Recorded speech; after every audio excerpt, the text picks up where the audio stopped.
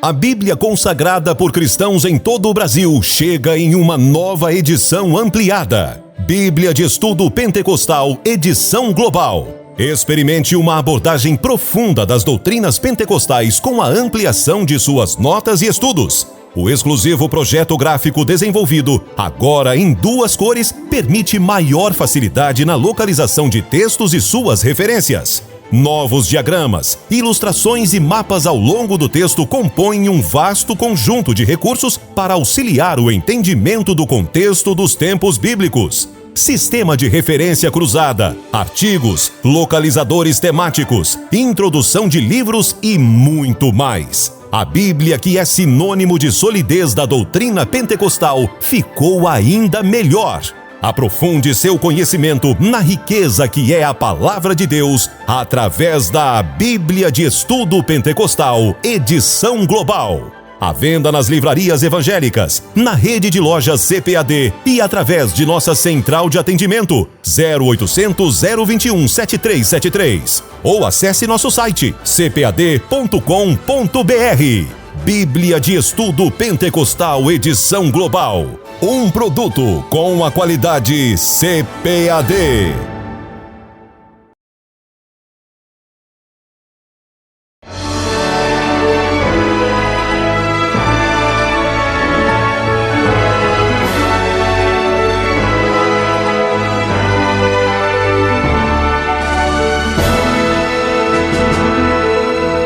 Subsídios.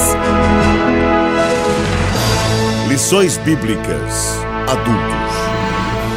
Lição 11. O avivamento e a missão da Igreja. Meus caros irmãos, pastores, superintendentes, professores e alunos da Escola Dominical, Pai do Senhor para todos. Hoje vamos estudar a lição número 11 deste primeiro trimestre de 2023, com o título O avivamento e a missão da Igreja.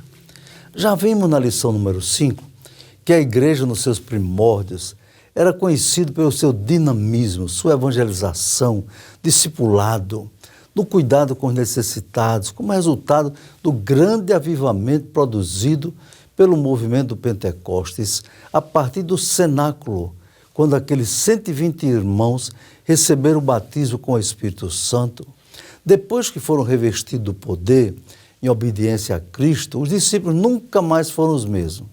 Se antes já tinham o desejo de evangelizar, depois do Pentecostes foram energizados com um poder sobrenatural, avivados espiritualmente. Os apóstolos abalaram o Império Romano e perturbaram os judeus que não perceberam que um novo tempo havia chegado para Israel e para o mundo. Logo depois do Pentecostes, quando Pedro levantou-se, cheio do Espírito Santo, e explicou o significado daquele movimento espiritual, quase 3.000 almas aceitaram a Cristo como seu Salvador, conforme Atos 2,41. Com sinais, prodígios e maravilhas, os apóstolos pregavam com grande poder, como prova da aprovação de Deus ao seu ministério. A obra da evangelização da Igreja, depois do Pentecostes, começou de maneira dinâmica e eficaz, diz a Bíblia, e eles, tendo partido, pregaram por todas as partes, cooperando com eles o Senhor e confirmando a palavra com os sinais que se seguiram. Amém. Marcos 16, 20. Foi a proclamação da mensagem de Cristo, com demonstrações de sinais, prodígios feitos por Deus. Nos tempos presentes não pode ser diferente. Para a Igreja cumprir a sua missão, tanto em termos locais, regionais e transculturais, precisa do mesmo poder do Espírito Santo. A situação do mundo está muito pior em termos de incredulidade do que no tempo dos apóstolos. A incredulidade aumentou de forma assustadora. Cumpre-se o que Jesus disse em seu sermão: quando, porém, vier o Filho do Homem, porventura achará fé na terra? Lucas 18, 8b. Além da falta de fé por parte da maioria da humanidade, ainda existe a fé deturpada, cheia de enganos e mistificações nas pregações de falsos apóstolos, falsos profetas, falsos pastores, que inventam doutrinas as mais diversas para enganar as pessoas que não conhecem a palavra de Deus. Há uma confusão terrível causada pelas mensagens distorcidas de certas igrejas, que em lugar de pregar o verdadeiro evangelho de Cristo, anunciam outro evangelho, como diz Paulo. Por isso, é indispensável, urgente e imperioso que os crentes em Jesus, que ainda amam a Deus, a Cristo e a sua palavra, busquem o avivamento espiritual. A nossa lição fala no primeiro tópico do avivamento depois da ressurreição de Cristo. Depois da ressurreição de Cristo, eles encontraram os discípulos desanimados. E eles se esqueceram de que Jesus lhe dissera antes, quando estava a caminho da cruz: não se turbe os vossos corações. João 14:1. E eu rogarei ao Pai, e Ele vos dará outro Consolador, para que fique convosco para sempre, o Espírito da verdade, que o mundo não pode receber, porque não o vê nem o conhece. Mas vós o conheceis, porque habita convosco e estará em vós. Não vos deixarei órfãos, voltarei para vós. Ainda um pouco e o mundo não me verá mais, mas vós me vereis, porque eu vivo e vós vereis. Então, houve um avivamento depois da ressurreição. Jesus lhe deu o mandato da grande comissão, dizendo: ide por todo o mundo, prega o evangelho a toda criatura, quem crer for batizado será salvo, mas quem não crer será condenado. Atos 16, 15, 16. Eles receberam a ordem de Jesus para que saísse pregando o evangelho por todo o mundo, sem exceção de lugar, região ou país. Mas também foram feitos sinais de uma igreja avivada, uma nova igreja.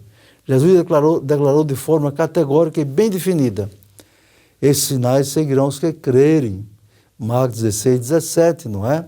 Assim, o avivamento trazido por Jesus no seu ministério destina-se também às igrejas cristãs em todos os tempos e em todos os lugares, até a vinda de Jesus. Só existe um requisito padrão indispensável: a fé em Jesus Cristo como Senhor e Salvador. Desse modo, em sua última reunião com os discípulos, antes de retornar aos céus, ele proclamou quais os sinais que indicariam alcançar os crentes que nele crescem, no seu nome. Ele disse que quem cresce expulsaria demônios. A expulsão de demônios faz parte da grande comissão. No final de sua missão terrena, Jesus falou aos apóstolos que, para cumprir sua grande comissão, mesmo tendo aprendido com ele a evangelizar no melhor, mas completo curso de evangelização que já houve na terra, eles precisavam, antes de tudo, ser revestidos de poder. Lucas 24, 49. E lhes fez a mais gloriosa promessa de que os que nele crescem, com o poder do Espírito Santo, operariam sinais e maravilhas nunca vistos. Além de expulsar o demônio, ele disse que eles haveriam de falar novas línguas, falarão novas línguas. Esse sinal, que havia de seguir os que creem no nome de Jesus, só ocorreu depois do Pentecoste, quando os 120 discípulos foram batizados com o Espírito Santo no cenáculo em Jerusalém. Atos 2, 1 a 4. Foi o início da manifestação desse fenômeno espiritual. No Novo Testamento vemos que o falar novas línguas ou noutras línguas continuaram a ocorrer no seio da igreja primitiva. Com o Espírito Santo profetizaram e falaram línguas. Atos 19, 1 a 6. Paulo falava mais línguas do que todos os crentes de Corinto. 1 Coríntios 4, 18. Houve um sinal, não é? Jesus prometeu, eles poderiam pegar em serpentes. Como se sabe, as serpentes são animais que infundem muito medo à maioria das pessoas, não é? Umas por serem peçonhentas e outras levarem à morte por serem por elas picadas, venenosa. Outras mesmo, sem ser venenosa, causam medo e repugnância, pelo que se conhece a respeito desses áspides. O sinal de pegar em serpentes, a que Jesus se referiu, sem dúvida, foi em relação às que são venenosas. Por isso, pelo poder de Deus, no nome de Jesus, se necessário, eles podem pegar em serpente e não morrer. Não é? Também Jesus deu outro sinal. Se ingerisse alguma coisa mortífera, não é? Beber alguma coisa mortífera, não lhes faria dano algum. Esse é um sinal prometido por Jesus a seus seguidores que creem no seu nome.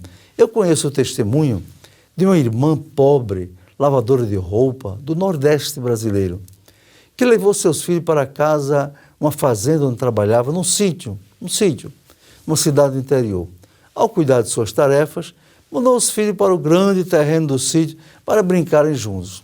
Porém, horas depois, o dono do sítio chegou apavorado e perguntou com estupefação: gente, pelo amor de Deus, deixei umas fatias de melancia envenenadas para matar as raposas que estavam invadindo meu terreno.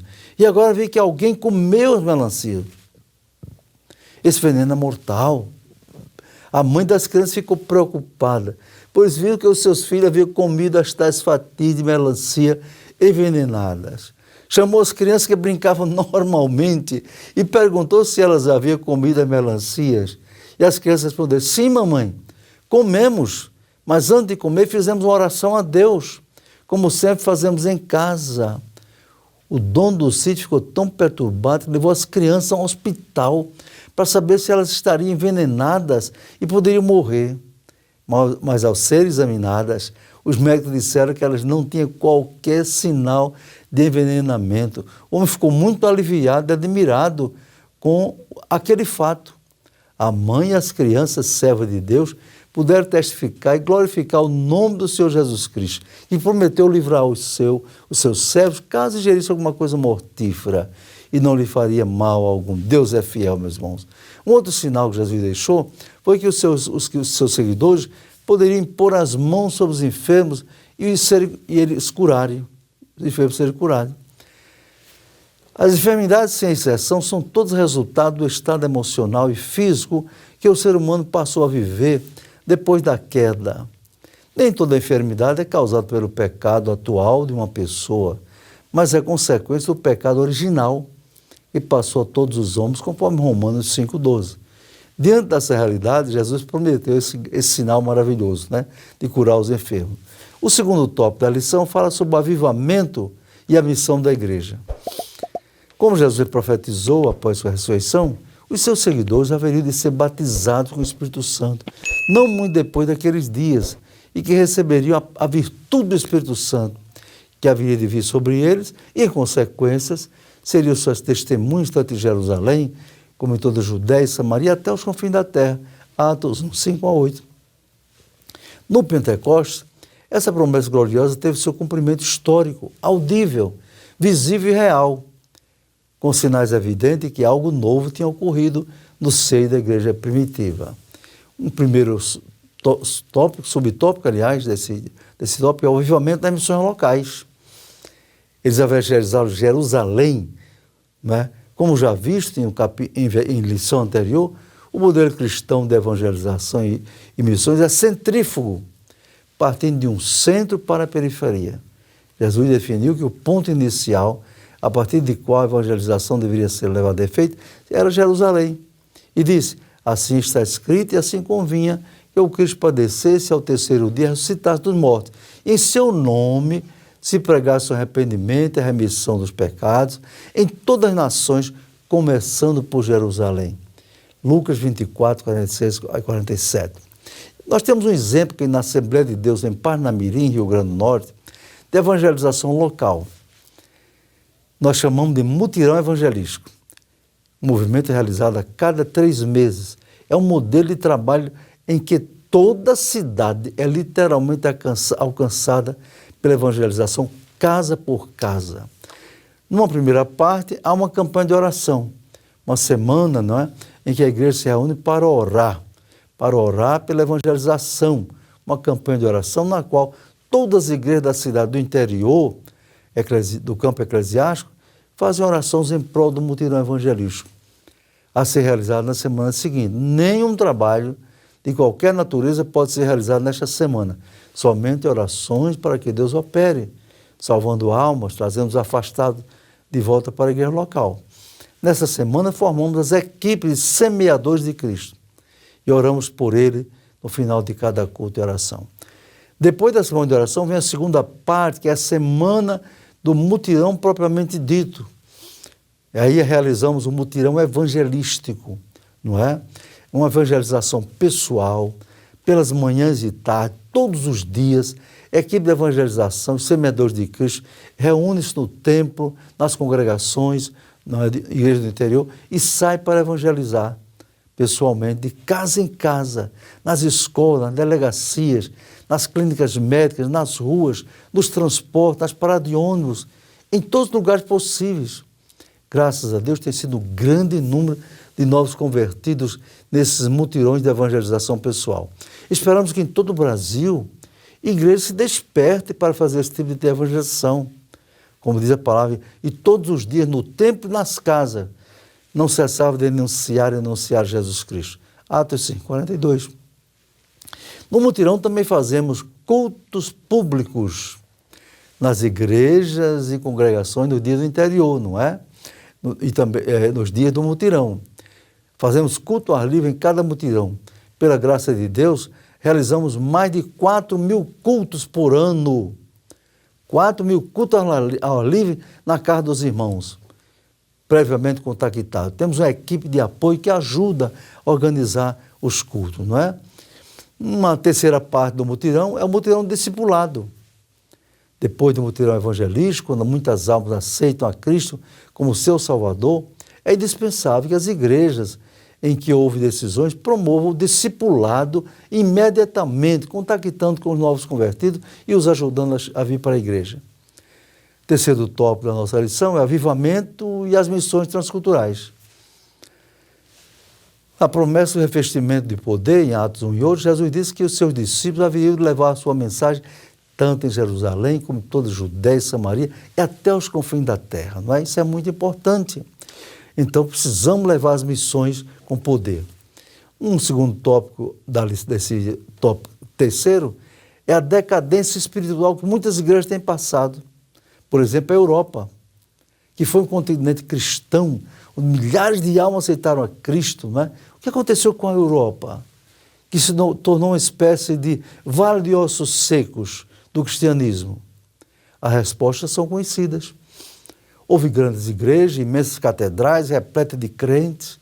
Houve cruzadas gigantescas que reuniram milhares de pessoas, 10, 15 mil pessoas. Mas com o passar do tempo, as igrejas se acomodaram. Os grandes avivamentos esfriaram. Em seu lugar, pouco a pouco, a frieza espiritual tomou conta dos corações. Os pastores não buscaram a Deus com humildade, com oração, buscando a face do Senhor, confessando os pecados, como diz lá em 2 Crônicas 7:14. O resultado foi trágico. O materialismo dominou a mente da maioria dos europeus. Outra coisa, eles deixaram o primeiro amor. As igrejas cristãs na Europa deixaram de evangelizar com amor e poder de Deus. Outra causa, deixaram de fazer o culto doméstico, como acontece com a maioria absoluta dos crentes atuais em todos os países e principalmente no Brasil. Os pais não se colocaram no lugar de sacerdotes em seu lar. Está escrito no Antigo Testamento, em Deuteronômio 18, 11 a 21, que deve ser feito culto doméstico no seu lar. Um terceiro tópico desse último, subtópico desse terceiro tópico, é o clamor pelo avivamento espiritual. As missões transculturais são as atividades missionárias que cumprem a última etapa da missão da igreja até os confins da terra. E concretiza o ide imperativo de Jesus, que mandou seus discípulos por todo o mundo para o evangelho a toda criatura. Por esse objetivo missionário só pode ser alcançado se houver um avivamento espiritual em todas as pessoas, nas igrejas, a começar dos seus líderes, seus pastores ou dirigentes. Que Deus, amados irmãos, reavive sua obra em todo o mundo. Oremos como Abacuque disse: ouvi, Senhor, a tua palavra e temi. Aviva, Senhor, a tua obra no meio dos anos. No meio dos anos notifica. Na ira, lembra-te da misericórdia. Queridos irmãos, que esta lição nos desperte a buscar mais o poder de Deus na nossa vida pessoal, em nossa família e nas igrejas também. Até um próximo encontro, se Deus quiser.